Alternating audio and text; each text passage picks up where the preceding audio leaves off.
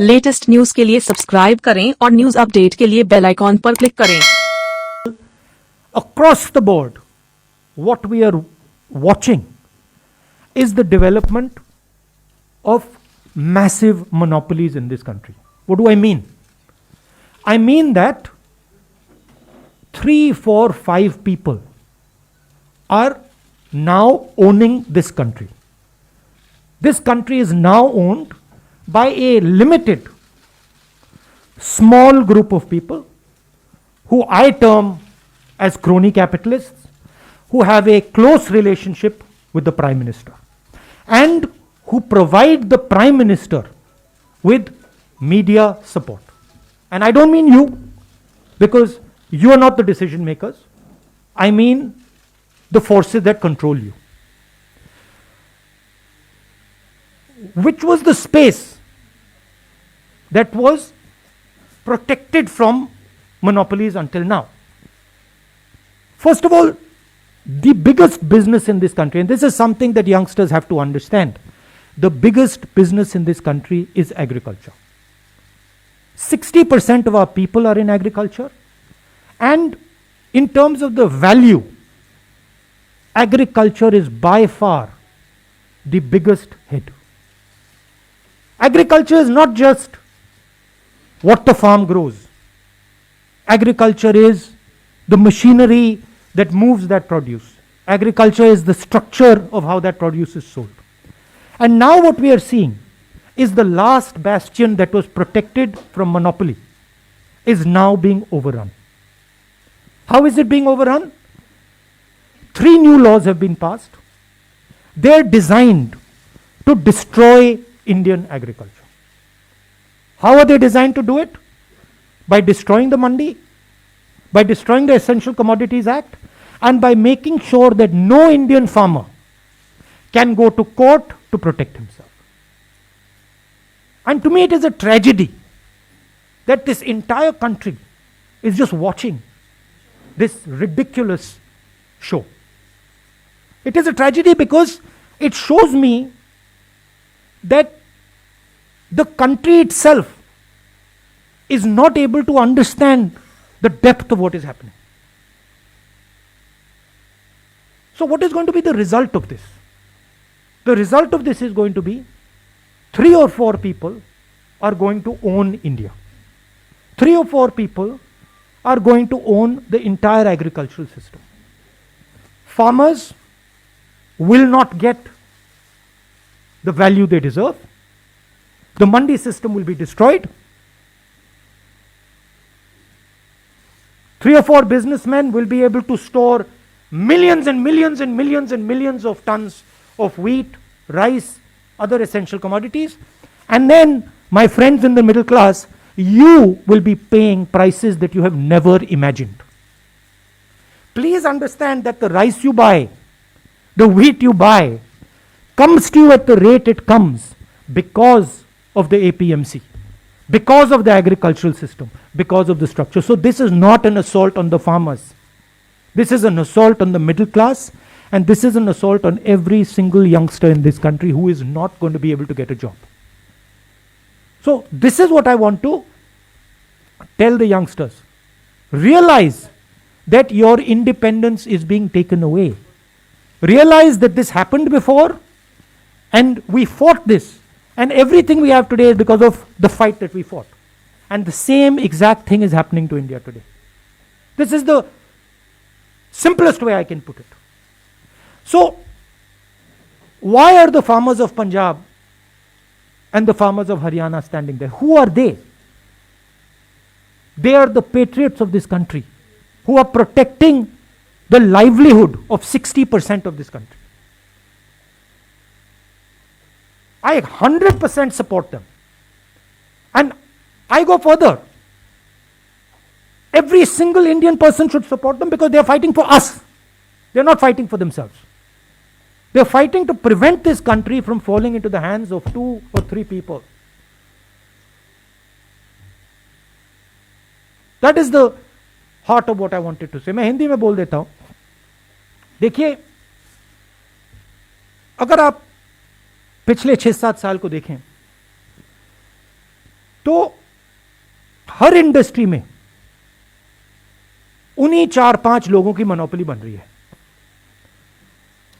Power देखिए, airports देखिए, ports देखिए, टेलीकॉम देखिए, जहां भी आप देखेंगे उन्हीं 4-5 लोगों की मोनोपोली बन रही है। मतलब इस देश के 4-5 नए मालिक हैं। आज तक एग्रीकल्चर में, खेती में मोनोपोली नहीं थी। आज तक हिंदुस्तान के खेतों का फायदा किसानों को जाता था, मजदूरों को जाता था, मिडिल क्लास को जाता था, गरीबों को जाता था। कैसे? एक पूरा ढांचा था जो इन लोगों की रक्षा करता था। उसमें मंडियां शामिल थीं, उसमें एसेंशियल कमोडिटीज एक्ट शामिल था, उसमें लीगल सिस्टम शामिल था। ये 3 कानून खेती में, एग्रीकल्चर में एक बार फिर जो इंडिपेंडेंस से पहले हालत थी वो करने जा रहे हैं। 4-5 लोगों के हाथ में पूरा का पूरा एग्री हिंदुस्तान की खेती का ढांचा नरेंद्र मोदी जी दे रहे हैं। इसीलिए किसान बाहर खड़े हैं और किसान अपनी रक्षा नहीं कर रहे हैं। और ये हमारे मिडिल क्लास भाइयों को और खासतौर से युवाओं को समझना होगा, वो आपकी रक्षा कर रहे हैं, वो आपके भोजन की रक्षा कर रहे हैं। और हम सबको पूरा का पूरा उनको समर्थन देना है। यह हिंदुस्तान की रियलिटी है। अब आप मुझसे कोई सवाल पूछना चाहते हैं, जरूर पूछिए। We'll take questions. देखिए, एक बात है, ये जो प्रेस कॉन्फ्रेंस है ये मैं किसान भाइयों के लिए कर रहा हूं, तो ब्रॉडली मैं आपके जवाब दूंगा, मगर डिस्ट्रैक्ट करने की आप कोशिश मत कीजिए। We'll go one by one. Let's go with Sanjeev from PTI. I'll come to you, ma'am. I've noted it. As you know, there is a deadlock currently over the issue of farmers, with both the government and the farmers sticking to their stance. So, where do you think lies the solution to this issue? And do you think or convening an all-party meeting would be a... There is no deadlock. You have to understand what is going on. There is no deadlock. The government believes that they can tire out the farmers. The government, in its arrogance, believes that किसानों को थकाया जा सकता है, किसानों का बेवकूफ बनाया जा सकता है। किसानों को ना थकाया जा सकता है, ना उनका बेवकूफ बनाया जा सकता है। किसान प्रधानमंत्री से ज्यादा होशियार है। प्रधानमंत्री से ज्यादा समझ हिंदुस्तान के किसान को है, क्या हो रहा है क्या नहीं हो रहा है। तो that is the reality. Solution एक ही आएगा, ये तीनों कानूनों को वापस लेना पड़ेगा, और कोई सोल्यूशन नहीं आएगा। We are exerting more pressure. We are already exerting pressure. This press conference is a means of exerting pressure. But more than exerting pressure, I think the thing to understand is that this is not about farmers. This is about the creation of massive monopolies in this country that are going to take away wealth from the people of India. This is the crux of it. Please tell me one industry in India today, just name it for me, which is not monopolized by the same 5-6 people. That is the real crux of the issue. The farmers are, this is the first step, but you will see after the farmers, India will not be able to produce jobs. Why is it that the Indian economy has gone from the best performance to the worst performance? Siddharth from ANI. I've noted that.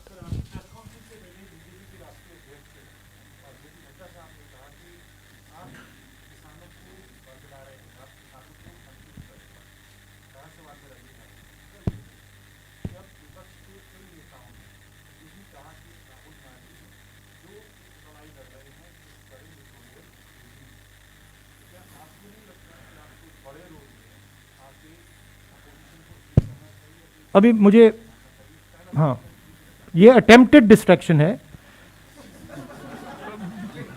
ये अभी full distraction नहीं है, attempted distraction है, but ठीक है। हाँ, देखिए जो उनके दिल में है वो मेरे बारे में कहते हैं। सरकार किसानों को डिस्ट्रैक्ट करने की कोशिश कर रही है। सरकार कह रही है किसानों को कि देखिए बात करिए हमसे, 10 बार बात हो गई, 9 बार बात हो गई, वो उसको सरकार घसीटती जा रही है। तो रियलिटी किसान जानते हैं, और राहुल गांधी कौन है, क्या करता है, हिंदुस्तान का हर किसान जानता है। किसान जानता है भट्टा परसौल में नड्डा जी नहीं खड़े थे, मैंने तो उनको नहीं देखा। लैंड एक्विजिशन समय नड्डा जी तो नहीं खड़े थे, मोदी जी तो नहीं खड़े थे, राहुल गांधी खड़ा था। तो जब किसान की जमीन का मामला था वहां पे कांग्रेस खड़ी थी, जब किसानों के कर्जा माफ करने की बात आई थी वहां कांग्रेस खड़ी थी। नड्डा जी कहां थे, मुझे तो नहीं दिखे। Thank you.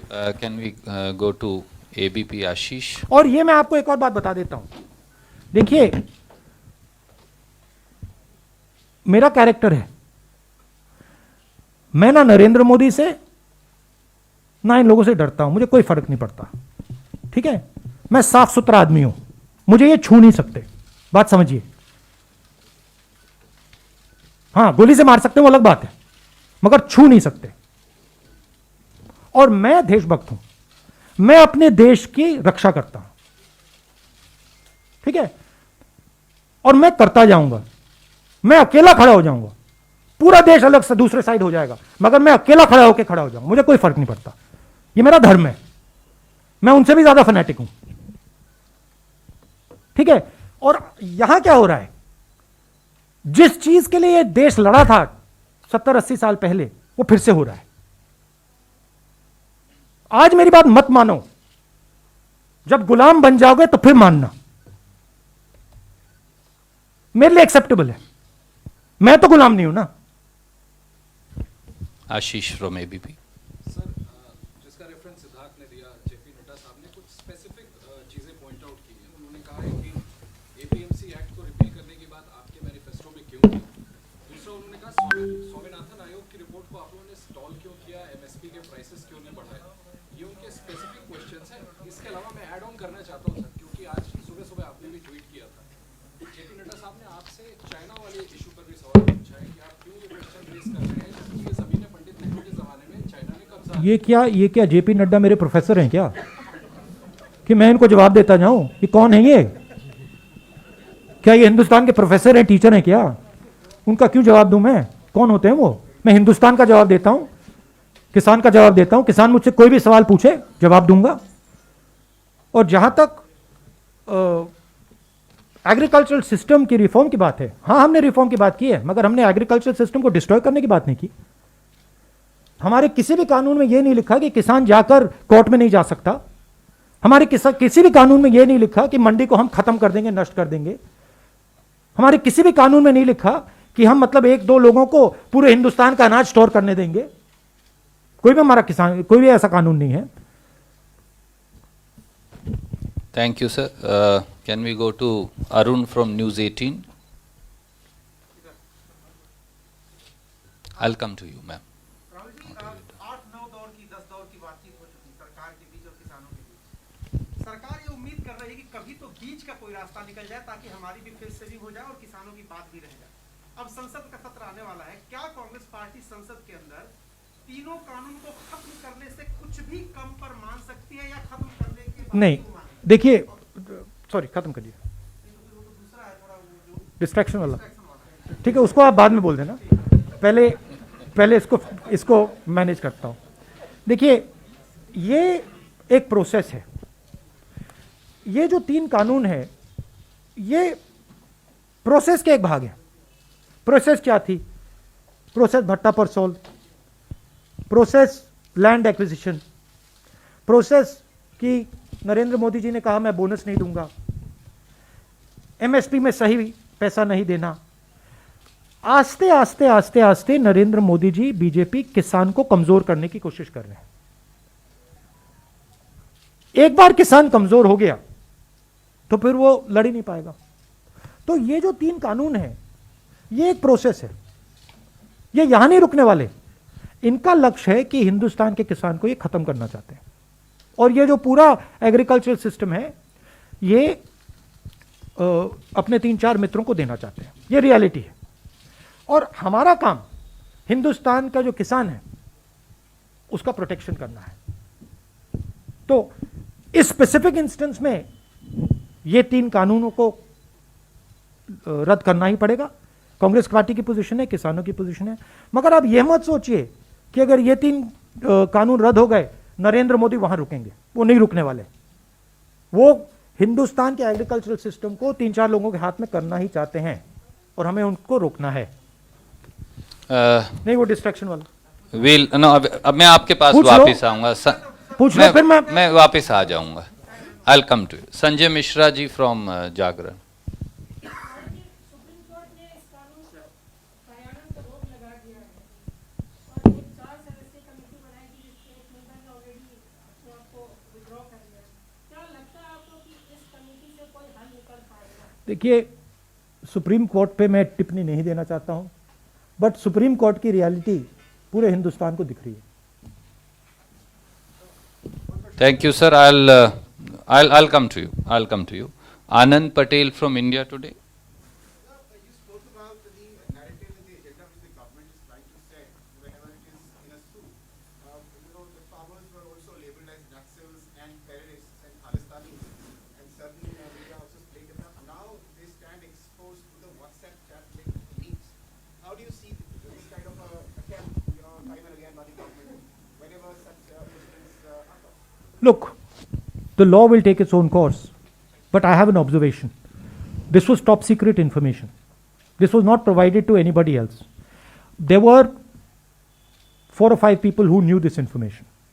Prime Minister of India, possibly the Defense Minister of India, the Home Minister of India, the Air Force Chief. These would be the 5 people who would know this. This is a criminal act. Giving official secret information to a journalist is a criminal act, both on the part of the person who accepted it and on the part of the person who gave it.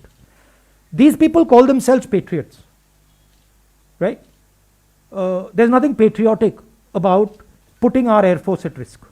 There's nothing patriotic about taking political advantage so that our aircraft gets shot down, so that the Pakistanis know that our Air Force is coming, right? If Mr. Arnab Goswami knows, if it is on his WhatsApp, I assume the Pakistanis also know it. It's not a very big jump, right? So it is a criminal action, and that investigation should begin. I want to know whether it was the Prime Minister of India who told Arnab Goswami, or it was the Defense Minister, or it was the Home Minister, or NSA. I want to know which one of those people told this man, and this is a criminal action, so that it should be looked into. Thank you. Let me go back to Uma Shankar ji from NDTV. Also, the distressing thing, I haven't gone into the details of it, but the distressing thing to me was somebody saying this is going to be very good for us when our CRPF boys are killed, right? That is a anti-national act, and I don't like that language. Thank you. Sir, just 1 minute. Uma Hindi में Shankar बोल ji. दूं? देखिए, अच्छा आप 2 सवाल हैं, एक तो किसान के है, दूसरा जवान से है। किसान जो है वो किसी भी तरह से पॉलिटिकल एक प्लेटफॉर्म आप लोगों को नहीं दे रहे हैं, हालांकि आप किसानों की लगातार बात कर रहे हैं, उनकी लड़ाई संसद के भीतर लड़ने की बात कर रहे हैं, लेकिन सड़कों पे वो आप लोगों को किसी भी पॉलिटिकल पार्टी को मंच नहीं दे रहे हैं। क्यों कांग्रेस इन रूट्स नहीं बना पा रही है? नहीं, ये बात नहीं है। हम किसान की इंडिपेंडेंस को रिस्पेक्ट करते हैं। ये हम बात एक्सेप्ट करते हैं कि ये किसानों का आंदोलन है, और हम उनकी जो स्पेस है, उनकी जो जगह है, उसकी इज्जत करते हैं, उसका आदर करते हैं, उसका रिस्पेक्ट करते हैं। ये रियलिटी है। ये प्रेस कॉन्फ्रेंस किसानों को मदद करने का प्रेस कॉन्फ्रेंस है। मैं यहां आया हूं, मैंने कल भी बोला, तो हम मदद कर रहे हैं, हम प्रेस के थ्रू मदद कर रहे हैं, हम स्टेटमेंट्स के थ्रू मदद कर रहे हैं, मगर हम उनका आदर भी करते हैं। Thank you.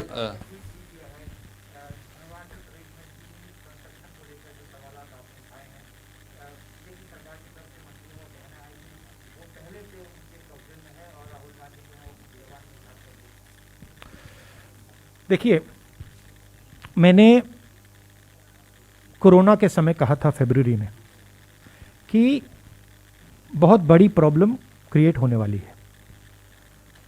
आप में से लोगों ने मजाक उड़ाया, ठीक है, आप में से लोगों ने कहा कि देखो राहुल गांधी क्या बोल रहा है, शब्द था फियर मॉन्गरिंग। मैं आपको आज बता रहा हूं और आप अपने नोटपैड में ये लिख दीजिए, चाइना हिंदुस्तान की कमजोरी को देख रहा है और समझ रहा है, और चाइना के पास एक साफ क्लियर स्ट्रेटेजिक विजन है। वो दुनिया को शेप करना चाहते हैं। हिंदुस्तान के पास कोई स्ट्रेटेजिक विजन नहीं है। हिंदुस्तान कभी ये करता है, कभी वो करता है, स्ट्रेटेजिकली काम नहीं कर रहा है। चाइना ने हिंदुस्तान को 2 बार टेस्ट किया है। एक बार ढोकलाम में टेस्ट किया है और अब लद्दाख में अपने ट्रूप्स डालकर टेस्ट किया है। वो टेस्ट कर रहा है, वो ऐसे देख रहा है।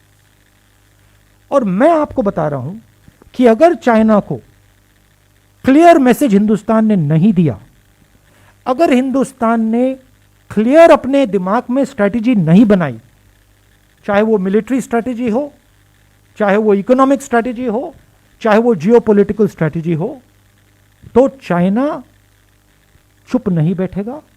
चाइना इसका फायदा उठाएगा, और जब फायदा उठाएगा तब नुकसान हो जाएगा, तब आप उसको रोक नहीं पाओगे।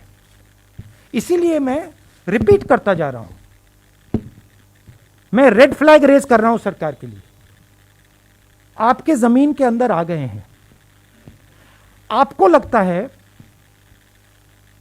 कि ये इसको आप तू मैं करके परे कर सकते हो। आपको लग रहा है कि आप इवेंट मैनेजमेंट के थ्रू इसको मैनेज कर सकते हो। आप गलत फहमी में हो। चाइना दूसरी चीज है। चाइना डोमिनेट करना चाहता है और वो सिस्टमैटिकली काम कर रहा है। आपके शब्दों से कुछ फर्क नहीं पड़ने वाला है। आप मेरे बारे में कुछ भी बोल दो, कुछ फर्क नहीं पड़ने वाला है। आपका काम हिंदुस्तान की रक्षा करने का है, आप नहीं कर रहे हो, और उसका नतीजा हिंदुस्तान को देखने को मिलेगा। रियलिटी से नहीं हट सकते हैं। इसीलिए मैं वार्निंग दे रहा हूं कि देखिए, मैं ऑपोजिशन लीडर हूं, मेरा काम है, देखिए कोरोना आ रहा है, इकोनॉमिक डैमेज होगा, लोग मरेंगे, तैयारी कर लीजिए। उन्होंने कहा राहुल गांधी बकवास कर रहे हैं। आपने देख लिया, इकोनॉमी उड़ गई, रोजगार खत्म हो गया, मजदूर मर गए। क्यों? क्योंकि वो बस बातचीत करते रहते हैं। उनके माइंड में एक्चुअल वो एक्शन नहीं करना चाहते। और दुनिया डेंजरस रास्ते से निकल रही है। ट्रांजिशन पीरियड है, बदलाव का पीरियड है, और जो हमारी नेशनल लीडरशिप है उसको सीरियसली लेना चाहिए। Thank you, sir. Can I go back to Raman? देखिए, जैसे मैंने आपसे कहा कि फार्म लॉ एक इवेंट नहीं है, एक प्रोसेस है। पहले लैंड एक्विजिशन, भट्टा पर सॉल, प्रोसेस। चाइना एक इवेंट नहीं है, चाइना एक प्रोसेस है। और मैं स्टडी करता हूं, मैं सोच समझ के बोलता हूं। मैं आपको बता रहा हूं, बहुत डेंजरस सिचुएशन बन रही है। शुक्रिया। मैं क्या सब साथियों से अनुरोध करूं कि जैसा राहुल जी ने कहा था कि ये किसान मजदूर को लेकर पत्रकार वार्ता है, तो हम अपना प्रिंसिपल फोकस वहां रखेंगे। Raman from news 24। Yes welcome. Press conference में कई बार जिक्र किया कि भट्टा परसौल में या भूमि अधिकार कानून किसी को नहीं लगता था कि वापस होगा, लेकिन सरकार पर आपने दबाव बनाया और वापस हुआ। और हमने तमिलनाडु में भी आपका बयान देखा कि जो आपने कहा कि मैं आपको कह रहा हूं कि इस कानून को, जो कृषि कानून है, इस कानून को भी सरकार को वापस लेना होगा। लेकिन एक किसान नेता का बयान कल या परसों आया था, उन्होंने कहा कि अगर विपक्ष मजबूत होता तो शायद हम लोग को सड़क पर बैठना नहीं पड़ता। कई महिलाओं ने कहा कि हम अपने घरों से नहीं निकलते हैं, लेकिन यहाँ पे सड़क पर टेंट में बैठे हुए हैं। आपको लगता है कि ये रियलिटी है, उनको भी इस बात को स्वीकार करना पड़ रहा है कि विपक्ष मजबूत नहीं है, इसी के चलते? देखिए, जो विपक्ष लड़ता है वो इंस्टीट्यूशनल फ्रेमवर्क के साथ लड़ता है। विपक्ष को फ्री एंड फेयर मीडिया की जरूरत होती है, विपक्ष को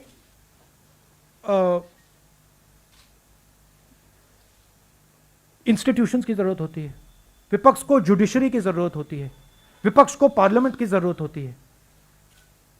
तो हर इंस्टीट्यूशन को इन लोगों ने कैप्चर कर रखा है। कोर्ट्स को ये कंट्रोल करते हैं, मीडिया को ये कंट्रोल करते हैं, पार्लियामेंट में बोलने नहीं देते हैं। तो जिस प्रकार से अंग्रेज हिंदुस्तान को चलाते थे कि देखो, अगर ब्राउन चमड़ी है तो बोल नहीं सकते, वैसे ये हिंदुस्तान को चला रहे हैं। बोल नहीं सकते, बोलोगे तो मारेंगे। तो डर का माहौल है। आपने अभी बोला कि सब लोग कहते हैं कि राहुल गांधी लड़ रहा है, मगर डर का माहौल है। आप लोग जानते हो कि जो आपको रियलिटी दिख रही है आप नहीं कह पाते हो, आप मेरे पास आके कहते हो। तो ये हिंदुस्तान की रियलिटी है और इससे हम लड़ेंगे। Thank you sir. दोबारा फिर किसानों पर फोकस लाते हुए मौसमी फ्रॉम आज तक। राहुल, आपसे पूछना चाहते हैं, हम लोग सिंघू लगातार जा रहे हैं और वहाँ पे कई किसानों ने अपनी जान गंवाई है, उनको शहीद का दर्जा वहाँ पे दिया जा रहा है। पर अगर आप देखिए तो लगातार इस तरह का सरकार भी एफिडेविट कोर्ट में दे रही है कि खालिस्तानी एलिमेंट है और वहाँ पे ऐसे संगठन है जो देश को विभाजित करना चाहते हैं। इस तरह का एफिडेविट सुप्रीम कोर्ट में भी सरकार दे रही है। तो क्या आपको लगता है क्या अंजाम है इसका? और कई नेता सिंघू बॉर्डर पर गए, अरविंद केजरीवाल भी गए। अगर कांग्रेस से लड़ाई लड़ रही थी, क्या आपने मुनासिब नहीं समझा कि वहाँ जाना चाहिए? नहीं, वो तो मैंने आपको समझाया कि हम किसानों की जो का आंदोलन है उसको रिस्पेक्ट करना चाहते हैं। तो दैट इज द रीजन। देखिए, आपका पहला सवाल क्या था? सॉरी। कई किसान शहीद हुए हैं हाँ, वहाँ पे ठंड की वजह और से, खालिस्तानी। जहर हाँ, खाया है। जी। देखिए, गवर्नमेंट का अप्रोच है कि एटीट्यूड है कि हमें सब कुछ मालूम है और हमारे खिलाफ जो भी बोलता है वो एंटी नेशनल है, क्रिमिनल है। ये इनकी अप्रोच है। हम जो बोल रहे हैं, हमें प्रॉब्लम दिख रही है, कोरोना की हमें प्रॉब्लम दिखी, हमने बोला, गवर्नमेंट हमारा दुश्मन बना देती है। हमने चाइना की बात बोली, गवर्नमेंट हमारा दुश्मन बना देती है। बट हम वार्निंग सिग्नल दे रहे हैं। गवर्नमेंट को यह समझ नहीं आ रही है कि मान लो इन्होंने इन किसानों को दबा भी लिया,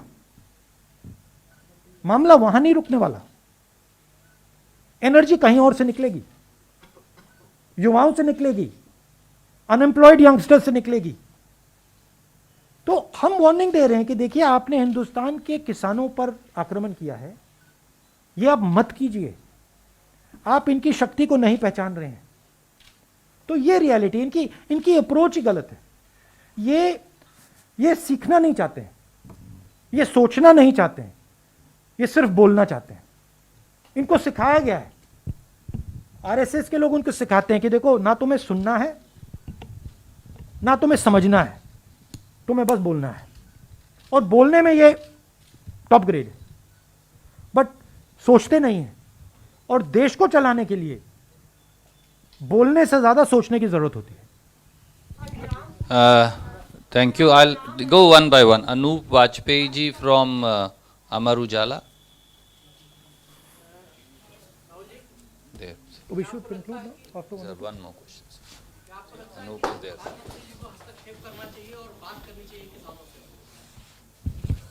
उनकी स्टाइल ही नहीं है। अब उनकी स्टाइल ही नहीं है, तरीका ही नहीं है उनका उनकी दूसरी अप्रोच है। हाँ, तो मेरे बोलने से क्या फायदा? I'll come to you. Sunil Prabhu from NDTV. I'm sorry, I'm not attempting to distract, but just going on Raman's point about the leadership issue and how you take it forward. I'm not going to get into that. I know that. I respect that. Because the idea is to take it somewhere else. I'm not going there. But my point is that you have been fighting the Congress party and the opposition, be it in parliament and elsewhere. You went to the president and everywhere. All options seem to be out, and now you yourself pointed out the media is not there, the judiciary is compromised, there is a parliament which is compromised. Where will justice come for the farmers? That is the critical issue, and especially in the fact that there is a leadership crisis within the opposition. I believe in the spirit of this country.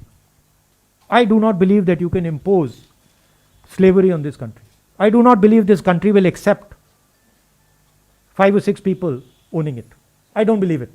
So where will the resistance come from? It will come from the people of India. Our job is to highlight what is going on to the people of India. We are struggling. Why? Because the instrument of transmission is not controlled by us. Right? So the press is not controlled by us. We don't have the thousands of crores of rupees that Narendra Modi ji has. We cannot put thousands of crores of rupees in social media. We cannot. But this is an advantage for us. Because it forces us to be pure. It forces us to be honest. It forces us to tell the truth. This is good. I don't have a problem with it. I think broadly I will tell you, if you step back a little bit, what has happened is that the vision that India had for itself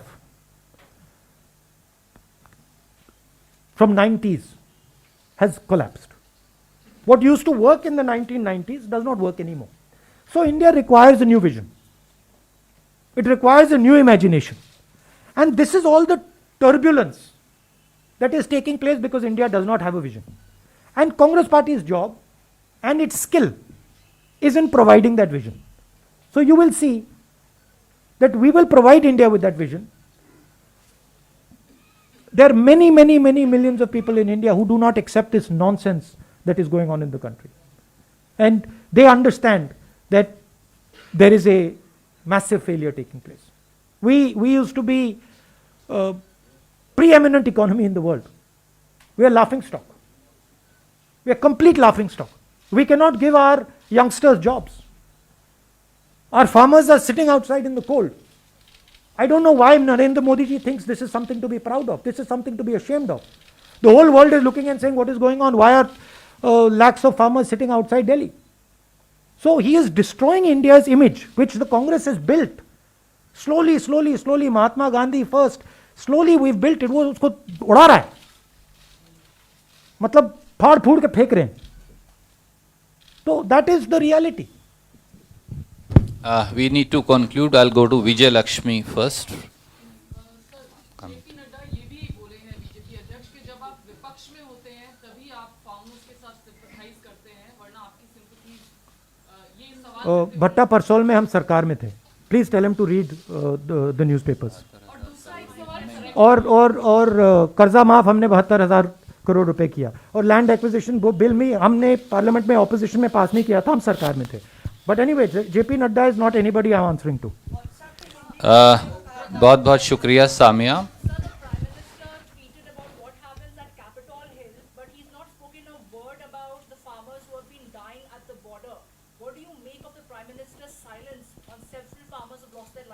Well, I remember the Prime Minister saying, "Is bar Trump Sarkar."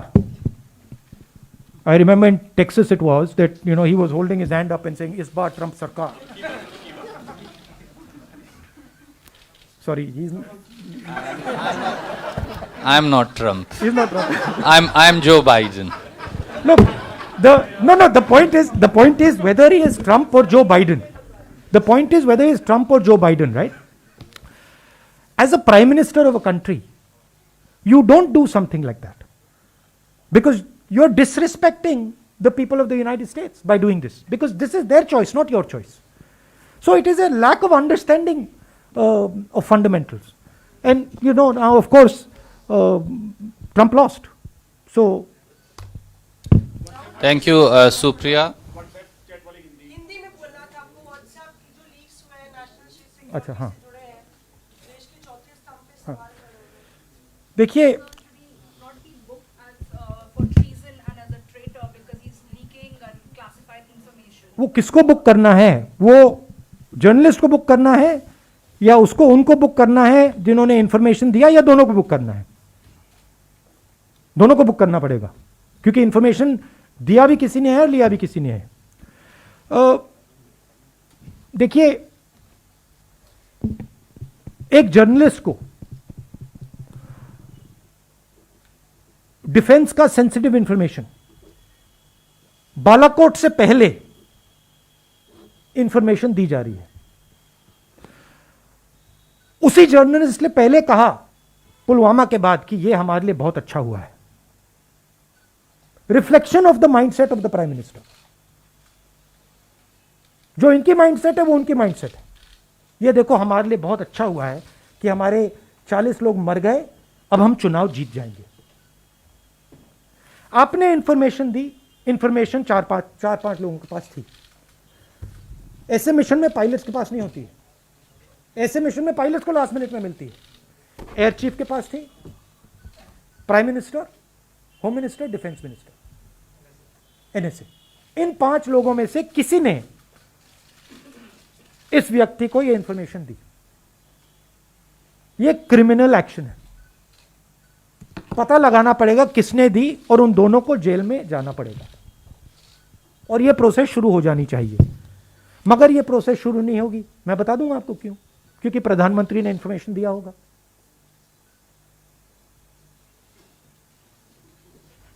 तो होगी नहीं, शायद बाद में हो. क्या आधार है आप कह रहे हैं प्रधानमंत्री ने दिया है? नहीं, मैं होना चाहिए. बहुत बड़ा आरोप लगा रहे हैं. 5 लोगों के पास है. आपके पास इंफॉर्मेशन थी, आप तो नहीं दे सकती थी. Prime minister knew, air chief knew, NSA knew, home minister knew, defence minister knew. 5 people knew. Which one of इनमें 5 में से किसने दिया? तो दैट इज क्लियर कट. सीधी बात है. 1 second sir. Last question Ranjita ji. Rahul, इस पूरे किसान आंदोलन के दौरान कई चीजें देखने को मिली, कई चीजें सुनने को मिली. एक जो अहम चीज रही वो ये कि असली और नकली किसान. लगातार सरकार की तरफ से भी ये कहा गया कि नकली किसान है जो बाहर सड़क पर प्रदर्शन कर रहे हैं. क्या डेफिनेशन क्या है असली और नकली किसान की? You have to ask the professors. Why you asking me? आप प्रोफेसर से पूछिए, नाडा जी से पूछिए. We can conclude. Thank you very much. so much.